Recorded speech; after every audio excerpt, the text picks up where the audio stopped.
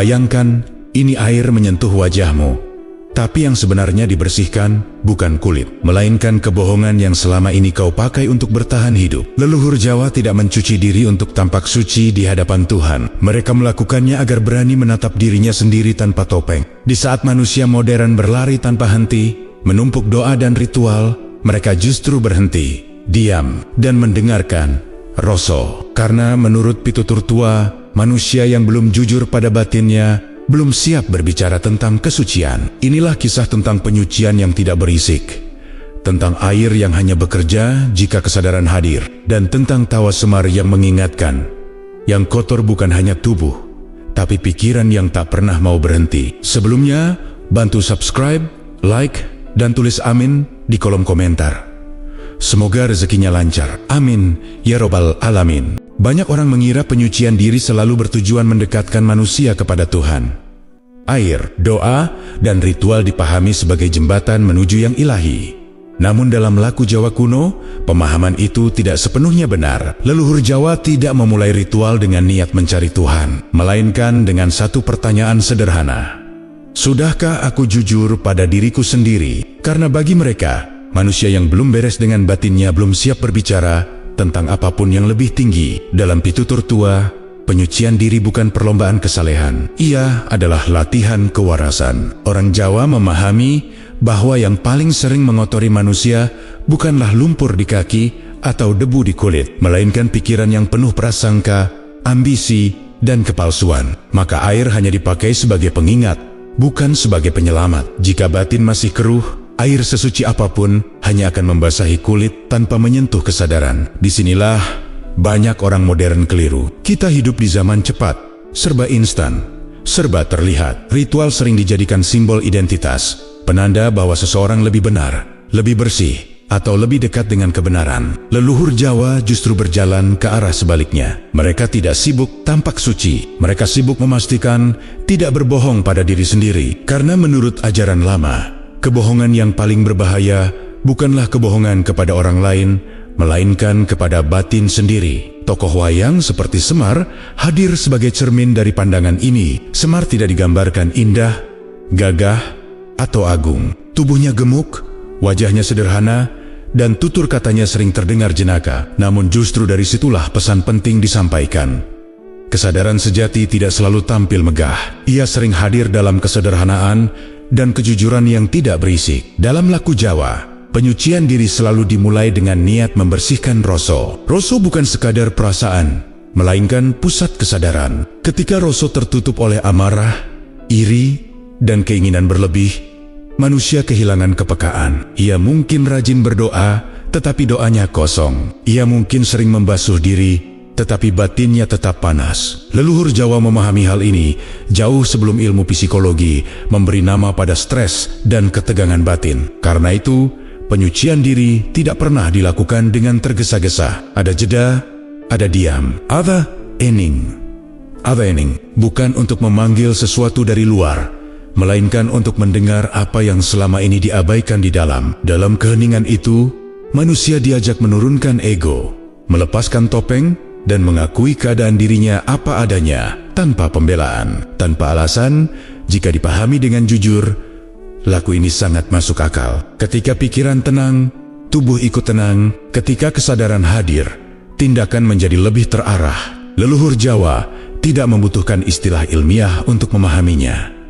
Mereka cukup mengamati kehidupan sehari-hari. Orang yang terburu-buru dan penuh kemarahan selalu gelisah. Orang yang mampu berhenti dan sadar cenderung lebih stabil. Ini menjadi pintu awal untuk memahami satu hal penting. Penyucian diri dalam tradisi Jawa bukan tentang menjadi lebih suci dari orang lain. Ia adalah proses kembali mengenali diri sendiri. Sebuah latihan agar manusia tidak tersesat oleh citra, simbol, dan kebisingan. Karena bagi leluhur Jawa, sebelum berbicara tentang Tuhan, manusia wajib berani berjumpa dengan dirinya sendiri terlebih dahulu. Dalam cerita Jawa, ada satu tokoh yang tidak pernah tampil sebagai pahlawan, tidak berdiri di depan, dan tidak mengklaim kebenaran. Namun justru darinya, banyak pitutur paling jujur disampaikan. Ia adalah Semar. Sosok yang kerap dianggap pelawak, pengiring, atau sekadar bayangan. Padahal, dalam laku batin Jawa, Semar adalah penanda kewarasan. Ia bukan guru yang menggurui,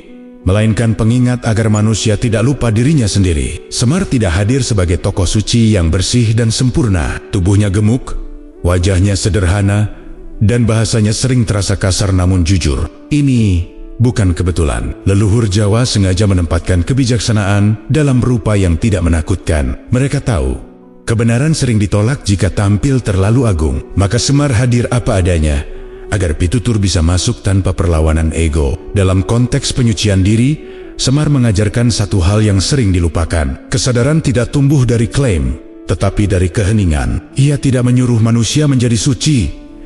Ia mengajak manusia menjadi sadar. Bagi Semar, orang yang terlalu sibuk tampak benar justru sering lupa melihat ke dalam. Karena itu ia memilih tertawa, menyindir, dan menertawakan kesombongan manusia dengan cara yang halus. Orang Jawa lama memahami bahwa penyucian diri tidak membutuhkan panggung. Tidak ada penonton, tidak ada tepuk tangan. Yang ada hanya diri sendiri dan kejujuran yang sering dihindari. Semar berdiri di titik itu. Ia tidak mengajak manusia naik ke langit, tetapi mengajak turun ke batin, menghadapi rasa takut, marah, iri, dan kecewa yang selama ini ditutup dengan ritual dan simbol. Dalam banyak kisah wayang, Semar selalu berada di sisi para satria.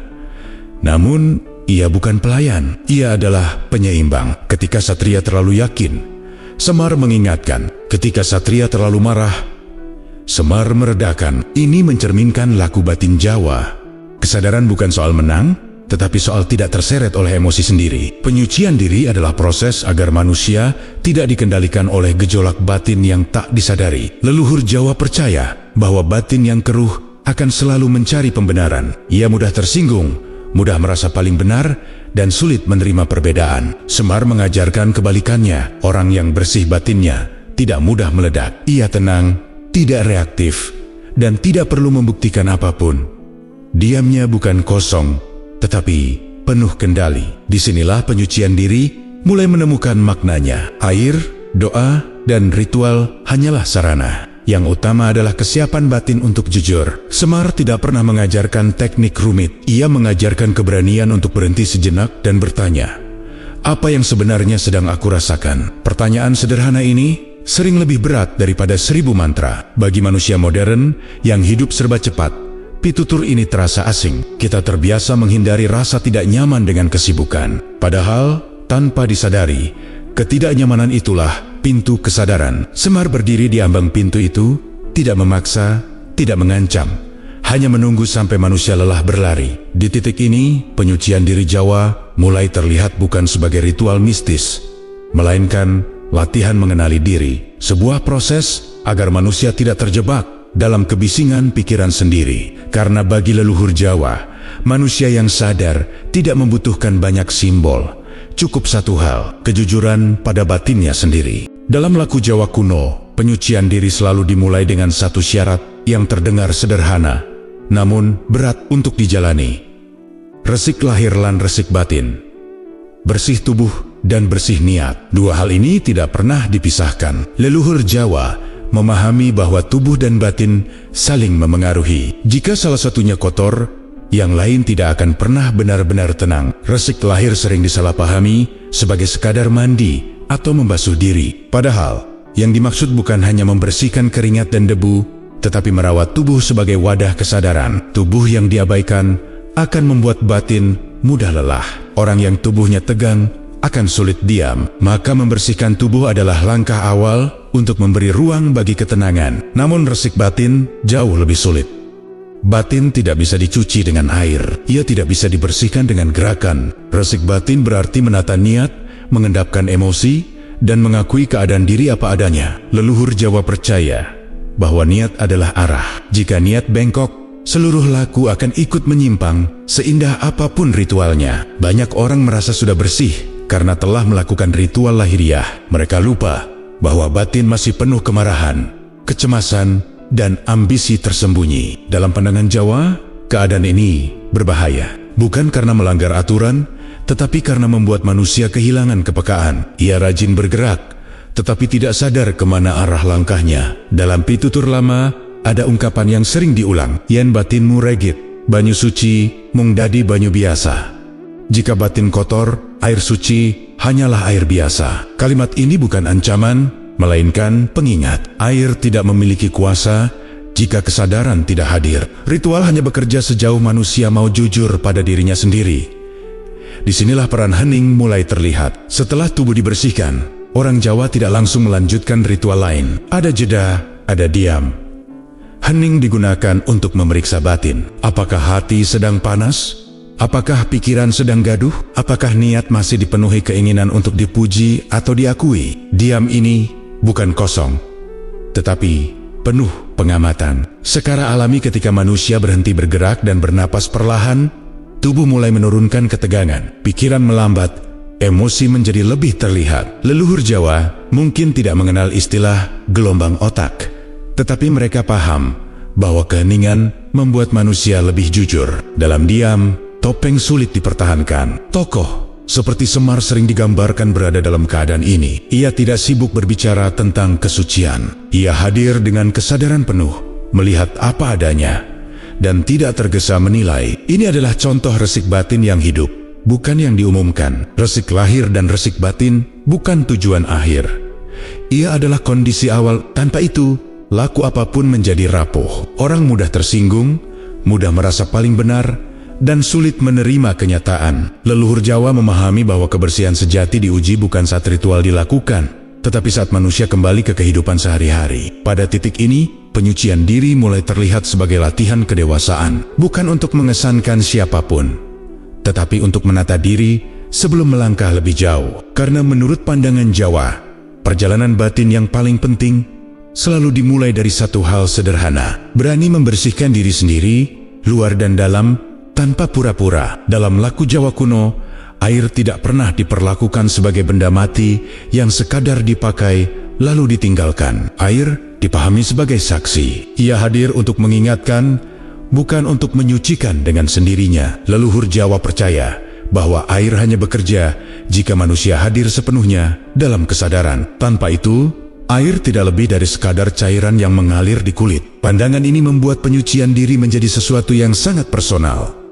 Tidak ada air yang otomatis suci, tidak ada air yang otomatis bekerja. Semua kembali pada batin orang yang menggunakannya. Jika hati penuh kepalsuan, air hanya membasahi tubuh. Jika niat jujur dan tenang, air menjadi pengingat yang kuat, bukan karena kekuatan gaib, tetapi karena kesadaran akhirnya hadir. Dalam beberapa pitutur lama yang tercatat dalam karya seperti Serat Wedotomo, air disebut sebagai pangeling urip, pengingat kehidupan. Air mengalir tanpa pamrih, menerima apapun, dan tetap menjalankan fungsinya. Dari situlah manusia diajak belajar. Membersihkan diri bukan soal menghapus, tetapi soal menyadari apa yang sedang dibawa di dalam batin. Orang Jawa lama tidak terburu-buru saat menggunakan air. Mereka tidak menyiram tubuh dengan gerakan cepat. Setiap basuhan dilakukan dengan tenang. Wajah, tangan, dan kaki dibasuh perlahan. Bukan karena aturan kaku, tetapi karena ada jeda untuk merasakan. Air menyentuh kulit. Dan pada saat yang sama, kesadaran diajak menyentuh diri sendiri. Yang sering dilupakan manusia modern adalah peran niat. Dalam laku Jawa, niat tidak diucapkan keras-keras. Dirasakan. Saat air menyentuh tubuh, batin diajak bertanya, dengan keadaan seperti apa aku datang? Marah, iri, lelah, atau tenang? Tidak ada larangan untuk membawa emosi. Yang diminta hanya satu: kejujuran. Karena itu, air tidak pernah disalahkan ketika ritual terasa hampa. Leluhur Jawa tidak mencari air yang paling suci. Mereka mencari batin yang paling siap. Air sumur, air sungai, air hujan, semuanya bisa digunakan. Yang tidak bisa digunakan adalah kesadaran yang tertutup. Dalam pitutur tua disebutkan bahwa air hanya mencerminkan apa yang ada di dalam diri manusia. Secara alami, air membantu tubuh menurunkan ketegangan. Sentuhan dingin di kulit membuat napas melambat, pikiran berhenti sejenak. Namun efek ini hanya bertahan jika manusia tidak melawannya dengan pikiran yang gaduh. Jika kepala masih dipenuhi tuntutan dan prasangka, tubuh akan segera kembali tegang, seolah air tidak pernah menyentuh apapun. Disinilah makna air sebagai saksi menjadi jelas. Air tidak mengubah manusia. Manusia yang berubah saat bertemu air. Ia menjadi saksi bahwa seseorang berani berhenti, berani hadir, dan berani jujur pada keadaannya sendiri. Tanpa kesadaran itu, ritual hanya menjadi rutinitas kosong. Tokoh seperti Semar sering menyindir manusia yang sibuk memperdebatkan air mana yang paling suci. Bagi Semar, perdebatan itu lucu, karena yang lebih penting bukan airnya, tetapi siapa yang membasuh diri. Jika yang mandi masih dipenuhi kesombongan, air apapun tidak akan berbicara. Pada titik ini, penyucian diri mulai berubah arah. Bukan lagi soal teknik, tetapi soal sikap batin. Air hadir sebagai teman diam yang jujur. Ia tidak memuji, tidak menghakimi, hanya memantulkan keadaan apa adanya. Dan di sanalah perlahan manusia mulai memahami bahwa penyucian sejati selalu dimulai dari kesadaran, bukan dari air. Setelah air digunakan sebagai saksi, leluhur Jawa selalu memberi ruang untuk satu hal yang paling sering dihindari manusia modern, hening. Diam sejenak tanpa gerakan, tanpa kata, tanpa tuntutan.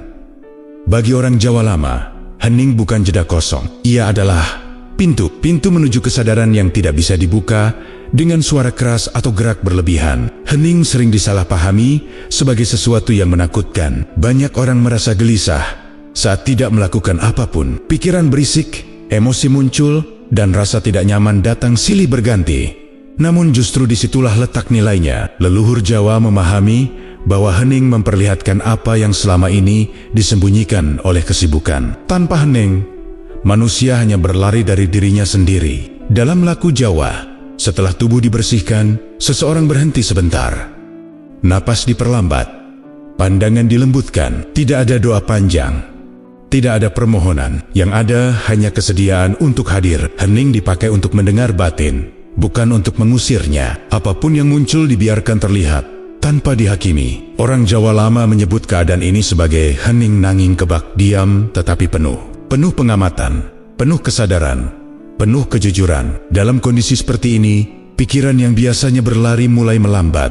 Emosi yang tertahan mulai terasa, bukan untuk dilawan, melainkan untuk dikenali. Dari pengenalan itulah ketenangan perlahan tumbuh. Secara alami, ketika tubuh diam dan napas stabil, sistem saraf mulai menurunkan ketegangan, detak jantung menjadi lebih teratur, otot mengendur. Pikiran tidak lagi terjebak dalam kejaran. Leluhur Jawa mungkin tidak mengenal istilah ilmiah, tetapi mereka mengamati efeknya dari kehidupan sehari-hari. Orang yang terbiasa hening cenderung tidak reaktif dan lebih jernih dalam mengambil keputusan. Masalahnya, banyak orang menghindari hening karena takut bertemu isi kepalanya sendiri. Dalam diam, tidak ada tempat bersembunyi. Kesalahan lama, kemarahan terpendam, dan rasa kecewa muncul tanpa undangan. Namun menurut pitutur Jawa, semua itu bukan musuh. Mereka hanya pesan yang belum didengar. Hening memberi kesempatan untuk membaca pesan itu dengan jujur. Tokoh seperti Semar sering digambarkan tenang di tengah kekacauan. Ia tidak panik, tidak tergesa, dan tidak sibuk memberi penilaian. Sikap ini bukan kelemahan, melainkan hasil dari kebiasaan hening. Kesadaran yang stabil membuat seseorang tidak mudah terseret oleh suasana. Dalam konteks penyucian diri, hening adalah pengikat antara air dan niat. Tanpa hening, air hanya lewat, niat hanya konsep. Hening menyatukan keduanya dalam pengalaman nyata. Di sanalah manusia mulai merasakan perbedaan antara melakukan ritual dan mengalami ritual. Yang satu sibuk di luar, yang lain bekerja di dalam. Bagi manusia modern, laku ini terasa sederhana namun berat. Tidak ada tuntunan rumit, tetapi ada keberanian yang diminta. Keberanian untuk berhenti, keberanian untuk tidak mengalihkan perhatian, keberanian untuk jujur tanpa saksi. Leluhur Jawa percaya bahwa siapapun yang mampu duduk dalam hening, meski sebentar, telah melangkah jauh dalam perjalanan batinnya. Di titik ini, penyucian diri mulai bergerak dari bentuk ke makna. Dari gerakan ke kesadaran, hening membuka jalan menuju pemahaman yang lebih dalam tentang diri sendiri. Dan dari sanalah, perubahan yang sesungguhnya perlahan dimulai. Dalam laku Jawa kuno, bagian pertama yang disentuh air adalah wajah.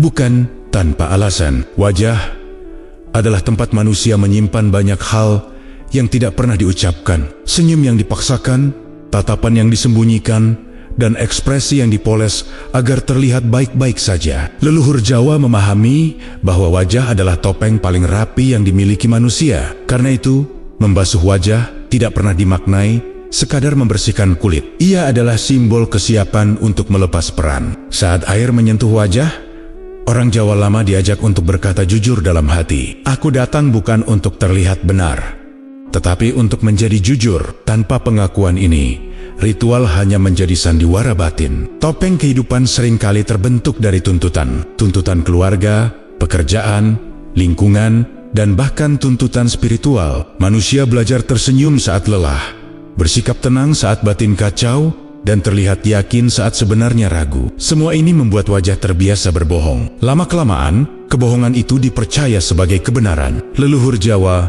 melihat bahaya di sana. Manusia yang terlalu lama memakai topeng akan lupa bentuk wajah aslinya. Ia tidak lagi tahu apa yang benar-benar ia rasakan. Maka, saat wajah dibasuh, ada jeda batin yang penting. Bukan untuk menilai, melainkan untuk mengakui. Apakah aku sedang marah? Apakah aku sedang takut? Apakah aku sedang kecewa? Pengakuan ini bukan kelemahan, tetapi keberanian. Dalam pitutur lama, ada nasihat halus yang sering diulang. Ojo ngunggulake rai, nanging ngunggulake ati. Jangan mengutamakan wajah, utamakan ati. Artinya, jelas, citra luar tidak pernah lebih penting daripada kejujuran batin. Orang yang terlalu menjaga wajahnya akan mudah tersinggung, mudah tersulut, dan sulit menerima kenyataan. Membasuh wajah juga berarti menurunkan gengsi. Air tidak mengenal status, ia menyentuh semua wajah dengan cara yang sama. Kaya atau miskin, pandai atau sederhana, semuanya kembali menjadi manusia biasa di hadapan air. Leluhur Jawa sengaja memulai dari wajah agar ego dilembutkan sejak awal. Secara alami, sentuhan air di wajah memicu rasa segar dan kesadaran baru. Napas terasa lebih lega, mata lebih terbuka. Namun efek ini hanya bertahan jika batin tidak menolak. Jika seseorang masih sibuk mempertahankan citra, wajah akan bersih, tetapi pikiran tetap tegang. Topeng belum dilepas, hanya dibasahi. Tokoh seperti Semar sering digambarkan tidak peduli pada rupa. Ia tidak menjaga wajah agar tampak mulia. Justru dari kesederhanaannya, orang diajak melihat bahwa kebenaran tidak selalu indah.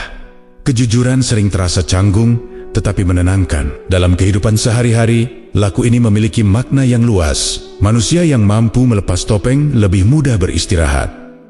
Ia tidak kelelahan mempertahankan citra. Ia tidak sibuk membuktikan apapun.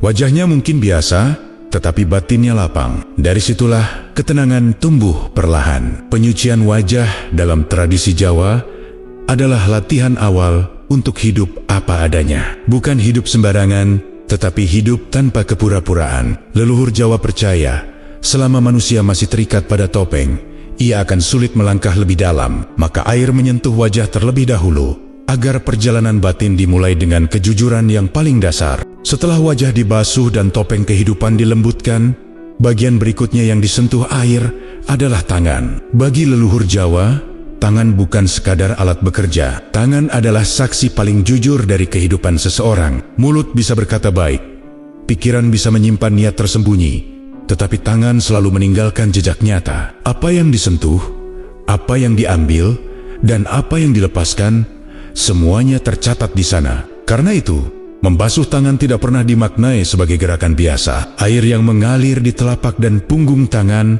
menjadi pengingat tentang perbuatan. Leluhur Jawa mengajarkan agar pada saat itu manusia berhenti sejenak dan melihat ke belakang. Bukan untuk menyalahkan diri, melainkan untuk menyadari apa yang telah kulakukan hari ini. Siapa yang mungkin terluka oleh tindakanku? Apa yang kupegang terlalu erat hingga memberatkan batin? Dalam pitutur lama, tangan sering disebut luwih jujur tinimbang cangkem. Lebih jujur daripada mulut. Tangan tidak pandai berpura-pura.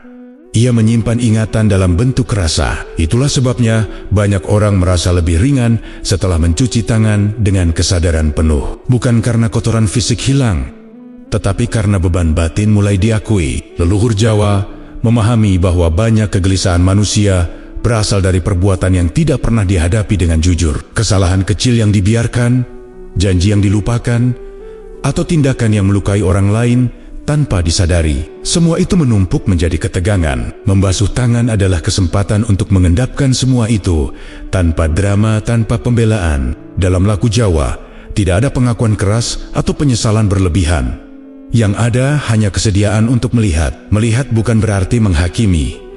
Melihat berarti mengakui keberadaan. Saat air menyentuh tangan, batin diajak berkata pelan, "Aku melihat apa yang telah kulakukan." Dari pengakuan itulah, ruang untuk berubah terbuka. Secara alami, gerakan ini membawa efek menenangkan. Sentuhan air di tangan memberi sinyal pada tubuh untuk melambat. Ketegangan di bahu dan dada sering ikut mengendur. Leluhur Jawa mungkin tidak mengenal istilah psikologi modern, tetapi mereka mengamati bahwa kesadaran atas perbuatan membuat manusia lebih tenang. Orang yang jujur pada tindakannya jarang dihantui rasa gelisah. Tokoh seperti Semar sering digambarkan tidak segan menegur perbuatan yang keliru, tetapi tanpa kemarahan. Ia tidak menghakimi, ia mengingatkan. Sikap ini mencerminkan laku membasuh tangan yang sejati. Kesadaran atas perbuatan tidak membuat manusia merasa hina, tetapi membuatnya lebih bertanggung jawab. Dalam kehidupan sehari-hari, makna ini sangat terasa. Orang yang berani melihat perbuatannya sendiri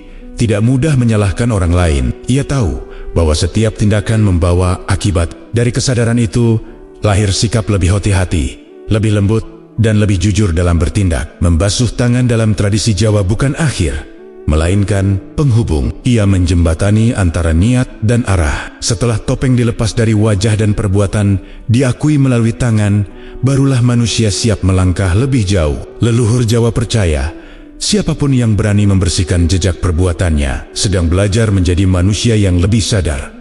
Dan dari kesadaran itulah, ketenangan perlahan tumbuh. Setelah wajah dilembutkan dari topeng dan tangan diingatkan pada jejak perbuatan, bagian terakhir yang disentuh air adalah kaki. Dalam laku Jawa kuno, kaki tidak dipilih secara kebetulan. Kaki melambangkan arah.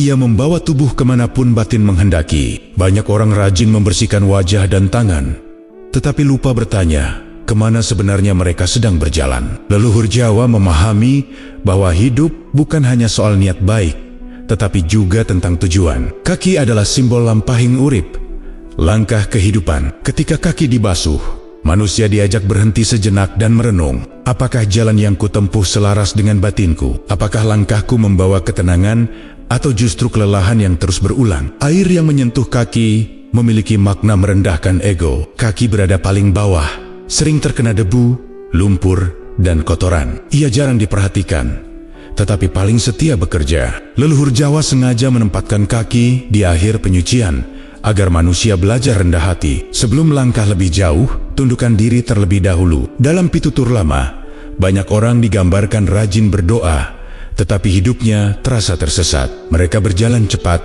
namun tidak pernah tiba. Menurut laku Jawa, ini terjadi karena arah tidak pernah diperiksa. Membersihkan kaki adalah simbol untuk mengoreksi tujuan, bukan untuk menambah kecepatan. Karena berjalan cepat ke arah yang salah hanya akan mempercepat kelelahan. Saat kaki dibasuh, orang Jawa lama tidak mengucapkan permohonan panjang. Yang ada hanyalah pertanyaan pelan dalam batin.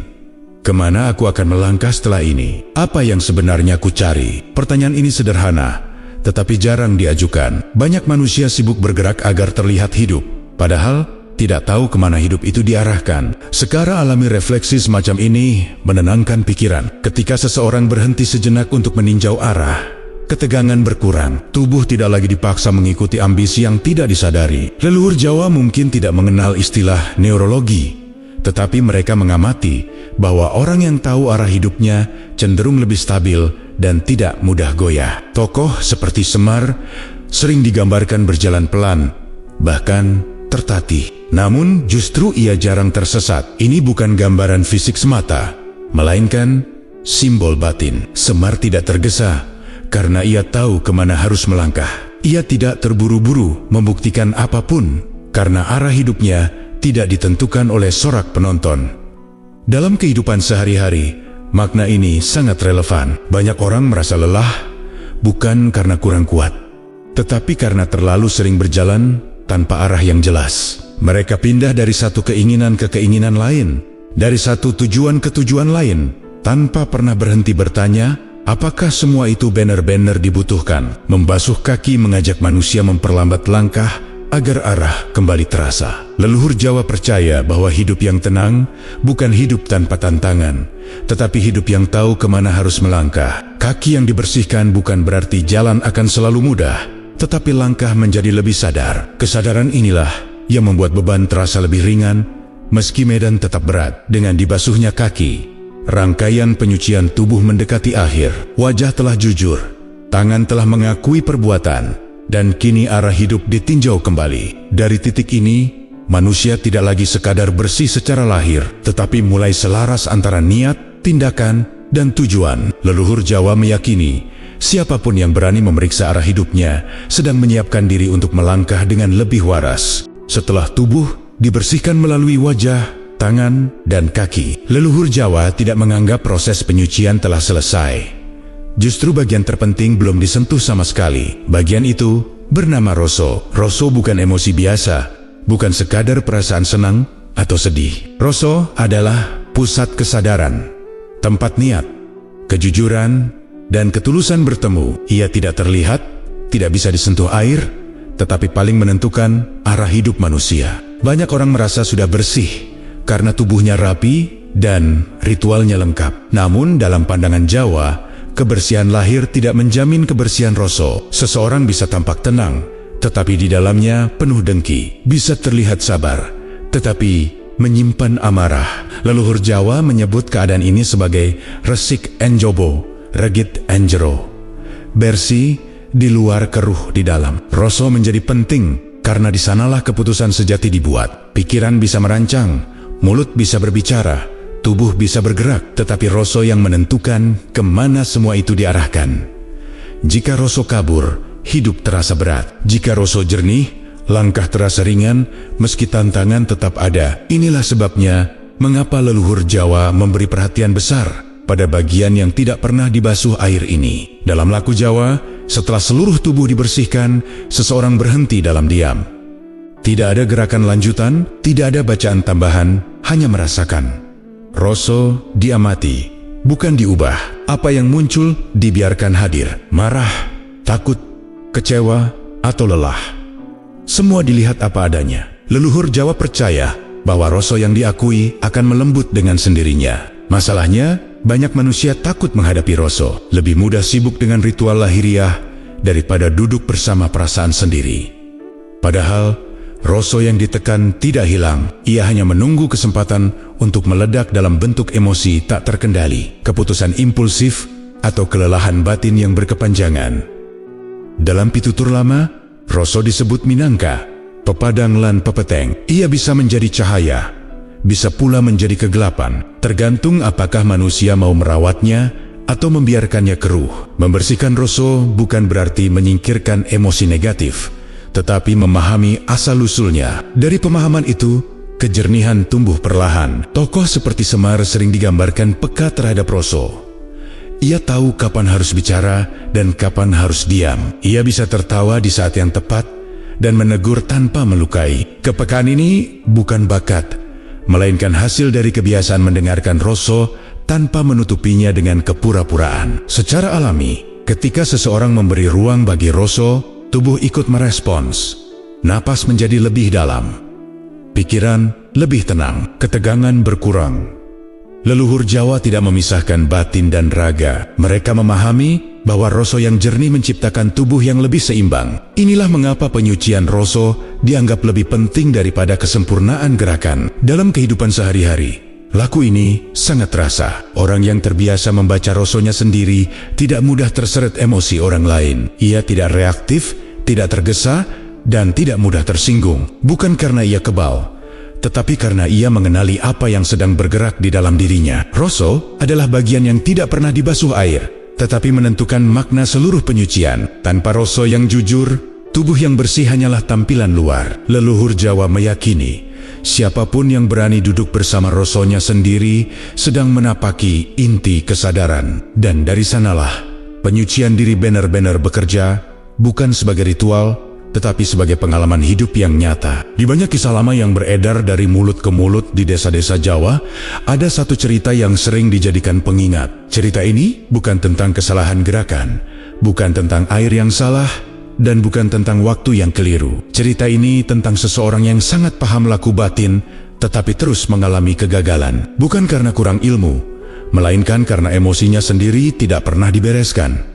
Orang ini dikenal tekun. Ia hafal pitutur, memahami hitungan hari, dan menjalani penyucian diri dengan disiplin. Tubuhnya bersih, ritualnya rapi, dan niatnya tampak lurus. Namun, setiap laku yang ia jalani terasa hampa. Tidak ada ketenangan, tidak ada kejernihan, hanya lelah yang semakin menumpuk. Semakin ia berusaha, semakin berat yang dirasakan. Lama-kelamaan, ia mulai bertanya pada dirinya sendiri, bukan tentang teknik, melainkan tentang keadaan batinnya. Dalam keheningan, ia menyadari satu hal yang selama ini diabaikan. Ia menjalani semua laku dalam keadaan marah. Marah pada muridnya, marah pada hidup, marah pada keadaan yang tidak sesuai harapan. Amarah itu tidak diakui, hanya disimpan rapi di balik disiplin dan kesalehan lahir. Leluhur Jawa memahami bahwa emosi yang ditekan tidak pernah benar-benar diam. Ia bekerja dari dalam, memengaruhi napas, pikiran, dan rasa. Saat seseorang menjalani ritual dalam keadaan emosi panas, tubuh berada dalam mode tegang, pikiran sulit diam, rasa tidak pernah jernih. Dalam kondisi seperti ini, penyucian diri kehilangan maknanya. Dalam pitutur lama disebutkan, banyu ora iso ademke ati sing kobong. Air tidak bisa mendinginkan hati yang terbakar. Kalimat ini bukan sindiran, melainkan kenyataan yang diamati dari kehidupan sehari-hari. Orang yang sedang marah sulit tenang meski duduk lama. Orang yang menyimpan dendam sulit merasakan keheningan meski berada di tempat sunyi. Setelah menyadari hal ini, orang dalam kisah tadi tidak menambah ritual. Ia justru mengurangi. Ia berhenti sejenak dari semua laku dan memilih membereskan emosinya. Ia belajar mengakui kemarahan tanpa pembenaran. Ia memberi ruang bagi kecewa tanpa melawan. Proses ini tidak cepat, tetapi terasa jujur. Perlahan, ketegangan yang selama ini mengikat tubuh mulai melonggar. Leluhur Jawa tidak pernah mengajarkan untuk menghilangkan emosi. Mereka mengajarkan untuk mengenalinya. Emosi bukan musuh, ia hanya sinyal. Amarah sering muncul karena batas yang dilanggar.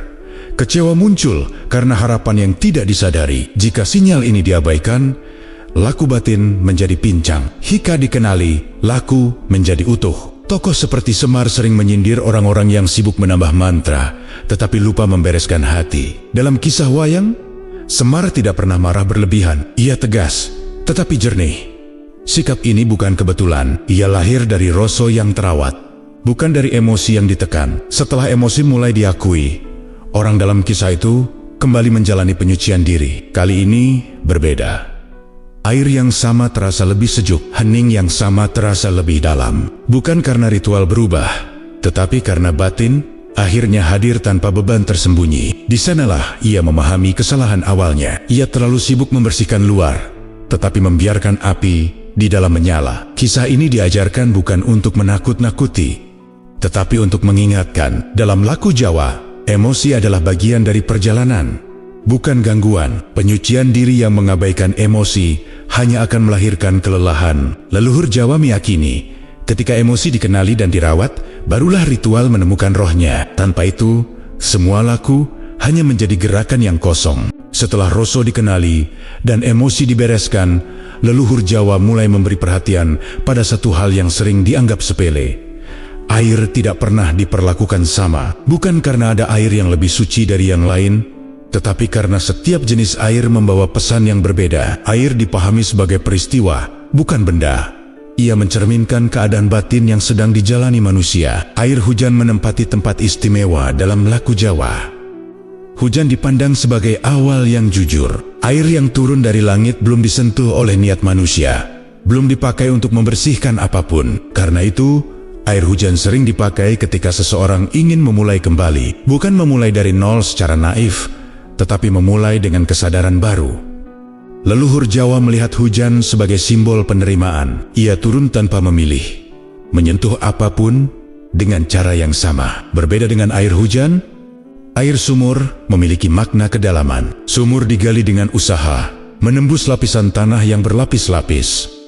Air di dalamnya tenang, tidak tergesa. Dalam laku Jawa, air sumur digunakan ketika seseorang ingin menata kembali batin yang goyah. Ia tidak mengajak melompat ke awal, tetapi mengajak turun ke dalam. Sumur menjadi simbol ingatan dan kestabilan.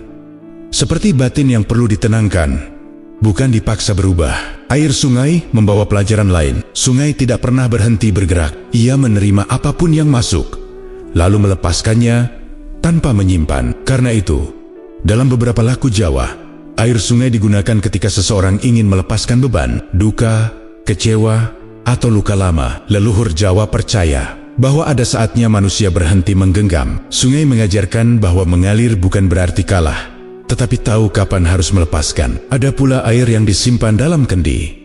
Air ini tidak langsung digunakan, ia dibiarkan diam, mengendap, dan menyesuaikan diri. Kendi melambangkan kesabaran. Leluhur Jawa menggunakan air kendi ketika seseorang perlu belajar menahan reaksi. Tidak semua hal harus dijawab cepat. Tidak semua emosi harus segera diungkap. Air yang ditenangkan mengajarkan manusia untuk tidak tergesa dalam bertindak. Menariknya, leluhur Jawa tidak memperdebatkan mana air yang paling benar. Mereka tidak sibuk mengagungkan sumber tertentu. Yang lebih penting adalah kesesuaian antara keadaan batin dan makna air yang dipilih.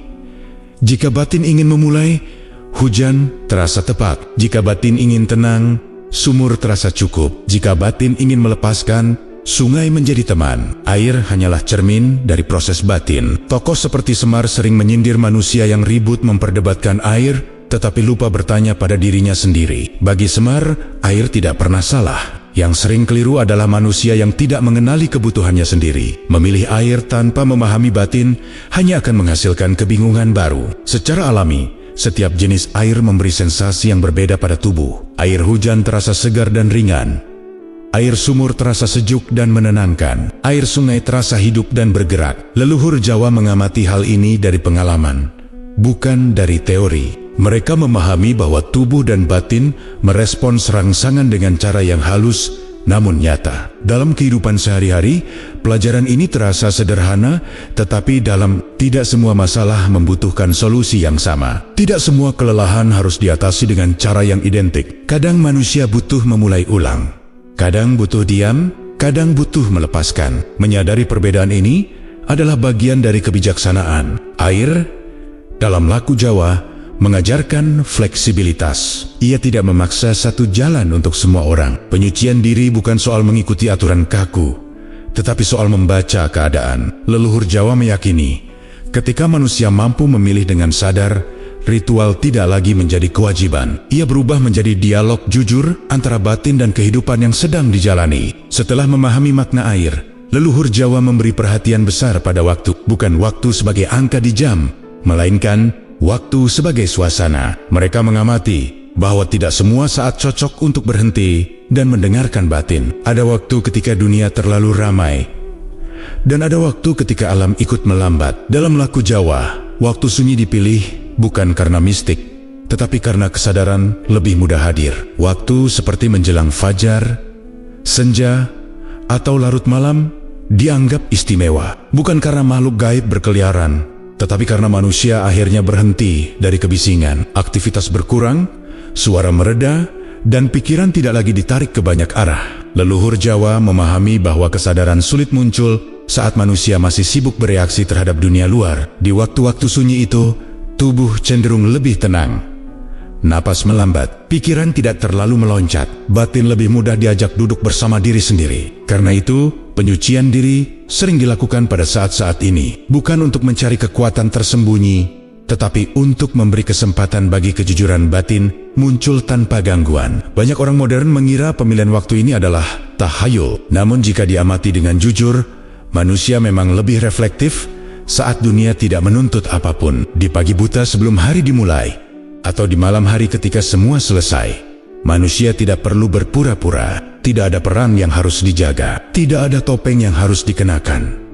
Disitulah kesadaran bekerja paling alami. Leluhur Jawa menyebut waktu semacam ini sebagai lawang kauruh, pintu pengetahuan. Pengetahuan yang dimaksud bukan informasi, tetapi pemahaman tentang diri sendiri. Di waktu sunyi, pertanyaan sederhana terasa lebih jujur.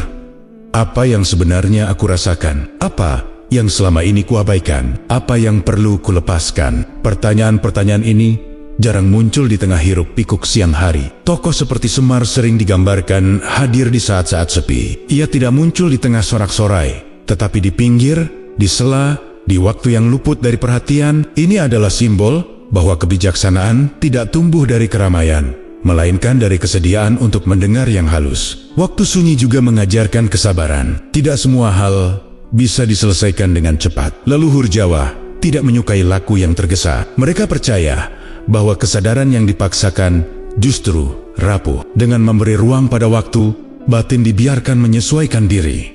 Tidak ditarik, tidak didorong, hanya ditemani dalam kehidupan sehari-hari. Pelajaran ini terasa semakin penting. Banyak manusia kelelahan bukan karena kurang waktu, tetapi karena tidak pernah benar-benar hadir di satu waktu. Pikiran selalu melompat ke depan atau terjebak di belakang. Waktu sunyi mengajak manusia kembali ke saat ini tanpa tuntutan untuk menjadi apapun. Penyucian diri dalam laku Jawa tidak pernah lepas dari pemahaman waktu. Air, niat, dan hening hanya bekerja jika manusia tidak terburu-buru.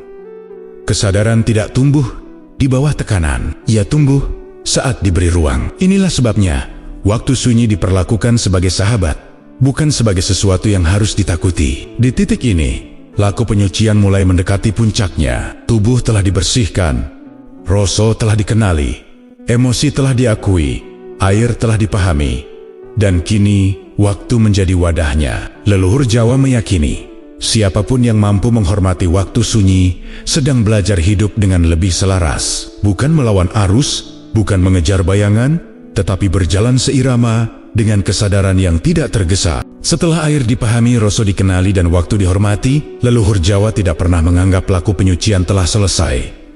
Justru di titik inilah ujian sebenarnya dimulai. Penyucian diri bukan tujuan akhir, melainkan pintu masuk. Yang menentukan bukan seberapa khusyuk seseorang saat berhenti, tetapi bagaimana ia hidup setelah bergerak kembali. Dalam pandangan Jawa, ritual tidak dimaksudkan untuk memisahkan manusia dari dunia. Ia justru menyiapkan manusia agar mampu kembali ke dunia dengan sikap yang lebih sadar. Jika setelah penyucian seseorang masih mudah marah, licik dalam tindakan, dan kasar dalam tutur, maka laku itu dianggap belum menyentuh inti. Air boleh kering, tetapi kesadaran harus tetap basah. Ada pitutur lama yang sering diulang dengan nada tenang. Resik iku wiwitane, lakumu iku buktine. Bersih adalah awal, laku hidup adalah buktinya. Kalimat ini menegaskan bahwa kebersihan batin tidak diuji di tempat sunyi, melainkan di tengah keramaian. Bukan saat duduk diam, tetapi saat berhadapan dengan godaan, konflik, dan kepentingan. Leluhur Jawa memahami bahwa banyak orang rajin dalam ritual, tetapi lengah dalam kehidupan sehari-hari. Mereka sabar saat menyendiri, namun mudah tersulut saat berinteraksi. Mereka tenang saat bermeditasi, namun licin saat berurusan dengan kepentingan. Bakhilaku hawa keadaan seperti ini menunjukkan penyucian yang terputus. Air berhenti di kulit, tidak mengalir ke perilaku. Karena itu, setelah penyucian diri, orang Jawa lama tidak menambah ritual. Mereka justru menurunkan tuntutan. Bicara lebih pelan, bertindak lebih hati-hati, menepati janji sekecil apapun, menahan diri dari kata yang melukai. Semua ini dianggap kelanjutan langsung dari laku penyucian. Etika bukan tambahan, melainkan kelanjutan alami dari kesadaran. Tokoh seperti Semar menjadi contoh yang jelas. Semar tidak banyak berbicara tentang ritual. Ia hadir dalam kehidupan sehari-hari para satria. Ia menegur saat ada yang melenceng, menenangkan saat emosi memuncak, dan mengingatkan saat kesombongan muncul. Kesadarannya terlihat dari sikap, bukan dari simbol. Dalam laku Jawa, seseorang yang benar-benar bersih batinnya justru tidak sibuk menunjukkan kebersihan itu. Ia tidak merasa perlu membuktikan apapun. Ia berjalan tenang, tidak reaktif, dan tidak mudah tersinggung. Jika dikritik, ia mendengar. Jika disalahpahami, ia tidak tergesa membalas. Ini bukan kelemahan, tetapi tanda batin yang stabil. Secara alami, penyucian yang berlanjut ke etika membuat hidup terasa lebih ringan. Konflik tidak selalu hilang, tetapi cara menyikapinya berubah. Masalah tidak selalu selesai, tetapi tidak lagi menguasai pikiran. Leluhur Jawa mengamati bahwa orang yang menjaga laku hidup setelah ritual cenderung lebih tahan menghadapi tekanan. Sebaliknya, ritual yang berhenti di air sering melahirkan kerapuhan. Orang mudah tersinggung, mudah merasa terancam, dan mudah marah saat berbeda pendapat. Kesalehan lahiriah menjadi benteng rapuh yang harus terus dijaga. Begitu disentuh sedikit, ia runtuh. Leluhur Jawa melihat ini sebagai tanda bahwa penyucian belum berakar. Di titik ini, makna laku Jawa menjadi jelas. Penyucian diri bukan tentang menjadi istimewa, tetapi tentang menjadi bertanggung jawab. Bertanggung jawab pada kata, pada tindakan, dan pada dampak yang ditimbulkan. Air membuka pintu, hening membersihkan jalan, tetapi etika adalah perjalanan itu sendiri. Dengan demikian, ritual tidak pernah berakhir di tempat ia dimulai. Ia bergerak bersama manusia ke pasar, ke rumah, ke percakapan, dan ke konflik. Leluhur Jawa meyakini, selama kesadaran tetap hidup dalam laku sehari-hari, penyucian tidak pernah benar-benar selesai. Ia terus berlangsung. Setenang napas, sesederhana langkah, dan sejauh kehidupan berjalan. Dalam laku Jawa, kesadaran tidak diukur dari seberapa lama seseorang mampu duduk diam, melainkan dari bagaimana ia bersikap ketika kembali berinteraksi dengan manusia lain. Etika menjadi medan ujian yang nyata. Di sanalah kebersihan batin diuji tanpa hening, tanpa air, dan tanpa perlindungan ritual. Jika kesadaran masih hidup di tengah interaksi, barulah laku itu dianggap berakar. Leluhur Jawa tidak memisahkan spiritualitas dari etika. Mereka melihat keduanya sebagai satu tarikan napas. Dalam pitutur yang banyak dirujuk, seperti serat Wulangre, ditekankan bahwa nilai diri manusia tampak dari tutur kata dan sikapnya, bukan dari pengakuan, bukan dari simbol, melainkan dari cara ia memperlakukan sesama. Lidah yang dijaga menandakan batin yang terjaga. Etika Jawa tidak bising. Ia tidak memerlukan panggung atau pengakuan. Ia hadir dalam hal-hal kecil yang sering diabaikan.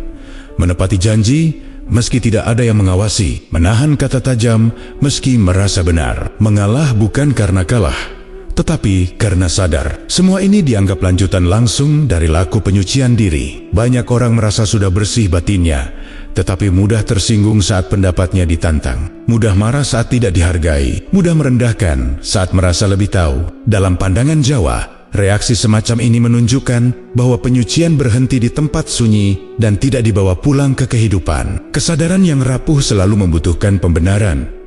Leluhur Jawa memahami satu hal yang tajam. Orang yang benar-benar bersih batinnya tidak sibuk mengoreksi orang lain, ia sibuk mengoreksi dirinya sendiri. Dalam pitutur desa, sering diingatkan bahwa kebiasaan menghakimi adalah tanda batin yang belum selesai. Melihat kesalahan orang lain seringkali lebih mudah daripada melihat kebutaan sendiri. Etika Jawa juga menekankan keseimbangan dalam hubungan. Manusia tidak dinilai dari seberapa keras ia berbicara tentang kebenaran, tetapi dari seberapa lembut ia menjaga hubungan. Hubungan dengan tetangga, keluarga, dan rekan menjadi cermin yang jujur. Jika kesadaran hanya muncul saat menyendiri, tetapi menghilang saat berelasi, maka laku itu belum matang. Tokoh seperti Semar menjadi gambaran etika yang hidup. Semar tidak memamerkan pengetahuan.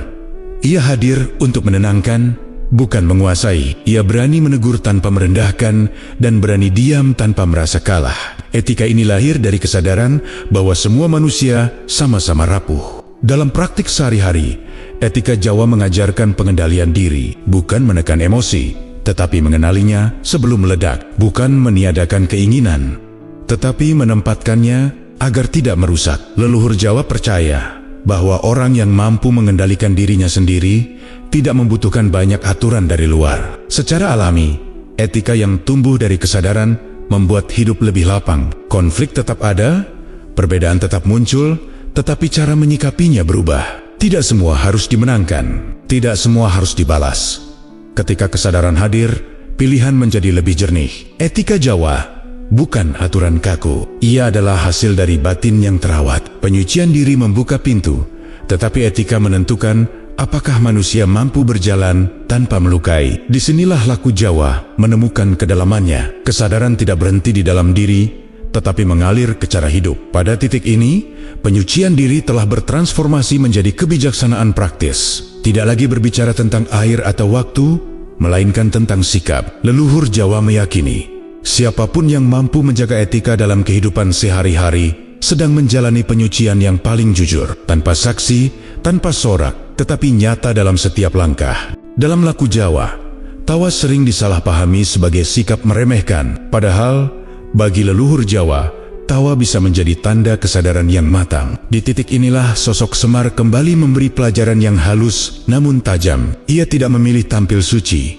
Ia memilih tertawa, bukan karena tidak peduli, melainkan karena memahami batas antara kesadaran dan kesombongan. Semar digambarkan bertubuh gemuk, berwajah sederhana, dan sering melontarkan candaan. Namun tawa itu bukan pelarian. Ia lahir dari penglihatan yang jernih terhadap sifat manusia. Semar melihat betapa sering manusia terjebak pada citra, simbol, dan klaim kebenaran. Di hadapan keseriusan yang berlebihan itu, tawa menjadi penyeimbang. Ia mengempiskan ego tanpa harus melukai. Leluhur Jawa memahami bahwa kesucian yang dipamerkan mudah rapuh. Sedikit kritik bisa memicu amarah. Sedikit perbedaan bisa memicu permusuhan. Karena itu, mereka tidak menempatkan kebijaksanaan pada wajah yang tegang, tetapi pada batin yang lapang. Tawa menjadi tanda bahwa seseorang tidak terikat pada gambaran dirinya sendiri. Ia cukup aman untuk tidak selalu tampak benar. Dalam konteks penyucian diri, tawa adalah hasil samping dari kesadaran. Orang yang jujur pada batinnya tidak perlu menegangkan diri untuk mempertahankan citra. Ia bisa mengakui kekeliruan tanpa runtuh. Ia bisa melihat kekonyolan hidup tanpa sinis. Tawa muncul karena ia tidak lagi memusuhi kenyataan. Semar mengajarkan bahwa hidup yang terlalu serius seringkali kehilangan rasa. Bukan rasa emosi, tetapi rasa yang jernih. Ketika semua hal diperlakukan sebagai ujian kesalehan, manusia mudah tegang. Ketegangan ini menutup kepekaan. Tawa membuka kembali ruang bernapas. Ia mengingatkan bahwa kesadaran tidak harus kaku. Banyak orang mengira kebijaksanaan harus selalu tampak berat. Leluhur Jawa justru berhati-hati dengan kebijaksanaan semacam itu. Jika sebuah ajaran membuat manusia merasa lebih tinggi dari yang lain, mereka menganggap ada yang keliru. Kesadaran sejati, menurut mereka, membuat manusia lebih rendah hati, bukan lebih unggul. Tawa Semar adalah penanda kerendahan hati itu. Dalam kehidupan sehari-hari, sikap ini terasa nyata. Orang yang mampu tertawa atas dirinya sendiri cenderung lebih tenang. Ia tidak mudah tersinggung. Ia tidak tergesa membalas. Ia bisa melihat konflik tanpa harus larut. Ini bukan karena ia tidak peduli, tetapi karena ia memahami proporsi. Tidak semua hal layak dibesarkan. Leluhur Jawa melihat bahwa tawa juga berfungsi sebagai katup pengaman batin. Emosi yang dipendam terlalu lama bisa meledak. Tawa yang jujur melepaskan tekanan tanpa merusak. Bukan tawa yang mengejek, tetapi tawa yang menyadari keterbatasan diri. Dari sanalah kewarasan terjaga. Semar tidak pernah berdiri di atas manusia. Ia berdiri di antara mereka. Tertawanya mengingatkan bahwa manusia, sebersih apapun batinnya, tetap memiliki sisi rapuh. Mengakui kerapuhan itu adalah bagian dari penyucian. Menutupinya dengan kesan suci justru menjauhkan dari kesadaran. Di titik ini, makna tawa menjadi jelas. Ia bukan akhir dari laku, tetapi tanda bahwa laku telah menyatu dengan hidup. Penyucian diri yang matang melahirkan kelenturan. Kelenturan melahirkan kebijaksanaan. Dan kebijaksanaan sering tampak sederhana, ringan, bahkan jenaka. Leluhur Jawa meyakini bahwa orang yang benar-benar bersih batinnya tidak takut terlihat biasa. Ia tidak takut tertawa. Karena ia tahu kesadaran tidak diukur dari wajah yang serius, melainkan dari batin yang tidak terikat. Tawa Semar mengingatkan bahwa menjadi manusia yang waras kadang lebih penting daripada terlihat suci. Di akhir perjalanan ini, leluhur Jawa tidak menawarkan puncak yang gemerlap. Tidak ada janji keistimewaan. Tidak ada klaim kesucian. Yang ditawarkan justru sesuatu yang lebih sederhana dan lebih sulit, tetap waras. Penyucian diri dalam laku Jawa bukanlah tangga menuju status rohani, melainkan jalan sunyi agar manusia tidak terseret oleh ego, amarah, dan kebisingan zaman. Leluhur Jawa memahami bahwa kegilaan tidak selalu tampak sebagai kekacauan. Ia sering hadir dalam bentuk yang rapi, terlalu yakin pada kebenaran sendiri, terlalu cepat menghakimi, terlalu sibuk memperbaiki orang lain sambil lupa menata diri. Di hadapan kondisi itu, penyucian diri berfungsi sebagai rem. Ia mengajak manusia berhenti sebelum melaju terlalu jauh.